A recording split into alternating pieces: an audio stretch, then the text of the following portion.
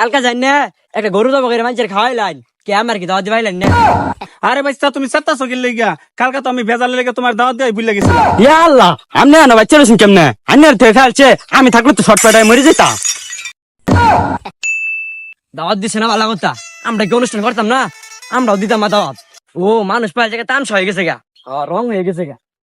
কি খবর ভাইস্তা তুমি চেতা সকিল লেগা? চেতাম না যায় কালকা যাই না একটা গরু জব করে মানুষের খাওয়াইলেন কে আমার কি দাওয়াত দিবাইলেন না?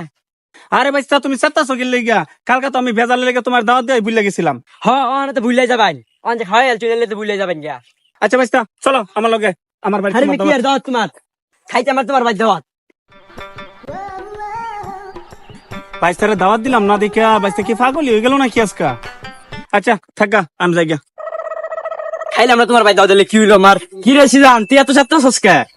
আর আমরা চেতাম না যায় ওই যে আমার কাকা মনির, হ্যাঁ কালকে গরু জব করে সবার খাওয়াইলো এলাকা সুদ্ধা কে আমার কি চোখে পড়ছি না?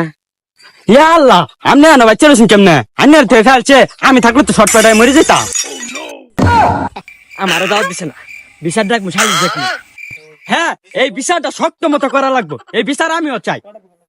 হর বিচারটা শক্ত মনে করবো, তুই বিকাল বেলা নাই মেদ নাইস অনুযায়ী বিচার দেবো। আচ্ছা ঠিক আছে আমি আইরো। আমার আফন চাচা আমার দাওয়াত দিল না, এই বিচারটা শক্ত মনে করবো। আমার থেকে কি ভাই খাই আল্লাহ গো।